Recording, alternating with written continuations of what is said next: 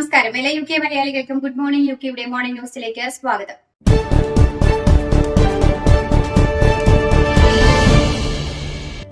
രാജ്യത്തെ കുടിയേറ്റ അഭയ സംവിധാനങ്ങളിൽ പ്രധാന മാറ്റം വരുത്തുവാനൊരുങ്ങിയ ആഭ്യന്തര വകുപ്പ്. ഇതുമായി ബന്ധപ്പെട്ട തീരുമാനങ്ങൾ ഈ മാസം അവസാന ആഭ്യന്തര സെക്രട്ടറി ഷബാന മുഹമ്മദ് പ്രഖ്യാപിക്കും. യൂറോപ്പിലെ ഏറ്റവും കഠിനമായ ഒന്നായി കണക്കാക്കപ്പെടുന്ന ഡാനിഷ് സംവിധാനത്തെ മാതൃകയാക്കി പുതിയ നടപടികളിൽ ചിലത് നടപ്പിലാക്കുമെന്നാണ് റിപ്പോർട്ടുകൾ. ഇതിനായി ഡെൻമാർക്കിലെ കുടിയേറ്റ സംവിധാനം പഠിക്കുവാൻ ഷബാന മുഹമ്മദ് ഉദ്യോഗസ്ഥരെ അയച്ചിട്ടുണ്ട്. യുകെയിലേക്ക് ആളുകളെ ആകർഷിക്കുന്ന പ്രോത്സാഹനങ്ങൾ കുറയ്ക്കുവാനും രാജ്യത്ത് തുടരുവാൻ അവകാശമില്ലാത്തവരെ പുറത്താക്കുന്നത് എളുപ്പമാക്കുവാനുമാണ് ലക്ഷ്യം. എന്നാൽ ഡാനിഷ് പാത പിന്തുടരുന്നതിനെ പാർട്ടിയിൽ നിന്ന് നിരവധി എതിർപ്പുകളും ഉണ്ടാകുന്നുണ്ട്. വീടുകളിലെ ഇൻസുലേഷൻ ഫണ്ടിംഗ് വെട്ടിച്ചുരുക്കുന്നത് കാലാവസ്ഥാ ലക്ഷ്യങ്ങൾക്കും ദരിദ്ര കുടുംബങ്ങൾക്കും തിരിച്ചടിയാകുമെന്ന് മുന്നറിയിപ്പ് നൽകി എനർജി കമ്പനികളും ഇന്ധന ദാരിദ്ര്യ വിരുദ്ധ സംഘടനകളും പരിസ്ഥിതി പ്രവർത്തകരും. ബജറ്റിൽ വീടുകളുടെ ഇൻസുലേഷൻ പദ്ധതികൾക്കുള്ള ഫണ്ടിംഗ് കുറയ്ക്കുന്നത് രാജ്യത്തിന്റെ കാലാവസ്ഥാ ലക്ഷ്യങ്ങളെ അപകടത്തിലാക്കുമെന്നും ദരിദ്ര കുടുംബങ്ങൾക്ക് വലിയ സാമ്പത്തിക ബുദ്ധിമുട്ടുകൾ സൃഷ്ടിക്കുമെന്നുമാണ് മുന്നറിയിപ്പിൽ ഇവർ പറയുന്നത്. ധനകാര്യമന്ത്രിക്ക് അയച്ച സംയുക്ത കത്തിൽ 60-ലധികം സംഘടനകളും കമ്പനികളും റീവ്സിനെ ചുരുങ്ങിയ കാലയളവിലെ സാമ്പത്തിക നേട്ടത്തിനായി ഇത്തരം നാശകരമായ തീരുമാനങ്ങൾ എടുക്കരുതെന്ന് ആവശ്യപ്പെടുന്നുണ്ട്.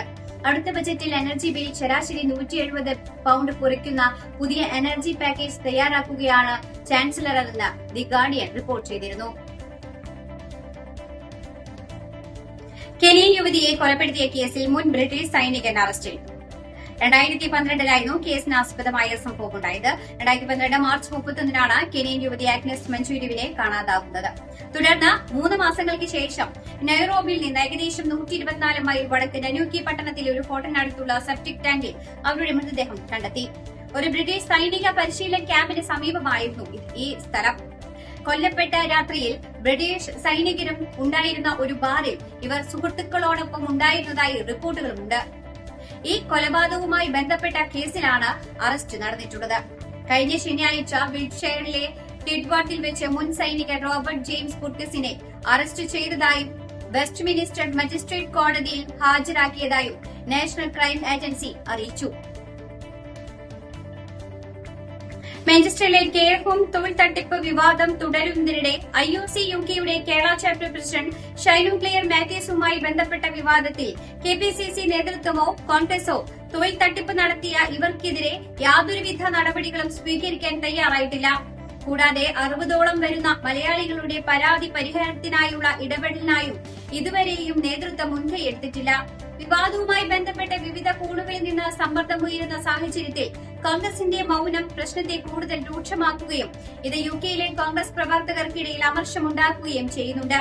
ഏകദേശം 60ഓളം മലയാളികളിൽ നിന്നും 15 മുതൽ 20 ലക്ഷം രൂപ വരെ ഇവർ തട്ടിയെടുത്ത സാഹചര്യത്തിൽ ഇത്തരം നടപടി യുകെയിൽ നിയമവിരുദ്ധമായതിനാൽ ഇത് മനുഷ്യക്കടത്താണെന്നാണ് പലരും ചൂണ്ടിക്കാട്ടുന്നത്.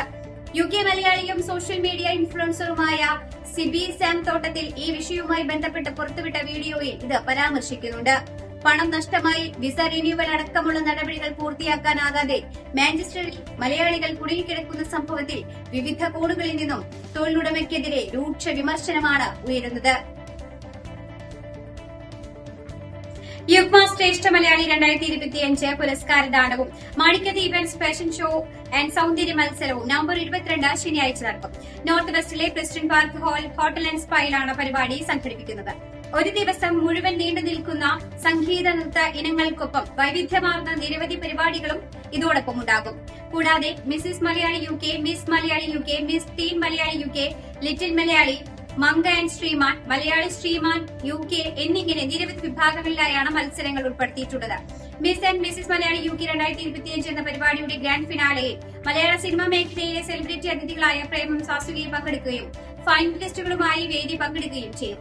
മാണിക്യദീപൻസിന്റെ സ്ഥാപകനും global fashion week UK, Yugma ബോട്ടേഴ്സ് ഓണച്ചന്തം, mothers day, sassy bond event തുടങ്ങി പ്രശസ്ത സാംസ്കാരിക ഫാഷൻ പ്ലാറ്റ്ഫോമുകൾ സംഘടിപ്പിച്ച് പ്രശസ്തനായ കമൽ രാജ് മാണിക്യത്താണ് ഈ ഷോ സംവിധാനം ചെയ്ത് ആശയ രൂപീകരണം നടത്തിയിരിക്കുന്നത്. തെരഞ്ഞെടുത്ത വിഭാഗങ്ങൾക്കുള്ള രജിസ്ട്രേഷൻ നടപടികൾ പുരോഗമിക്കുകയാണെന്ന് സംഘാടകർ അറിയിച്ചു. യുകെയിലുടനീളമുള്ള ഏതൊരു മലയാളിക്കും ഈ ഐക്കോണിക് ആഘോഷത്തിൽ പങ്കെടുക്കുവാൻ അവസരവും ലഭിക്കുന്നതാണ്. ഈ പരിപാടിക്കൊപ്പം തന്നെ യുഗ്മ കേരളപൂരം 2025 വള്ളംകളി മത്സരങ്ങളിലെ ജേതാക്കളെ വേദിയിൽ ആദരിക്കുന്നു.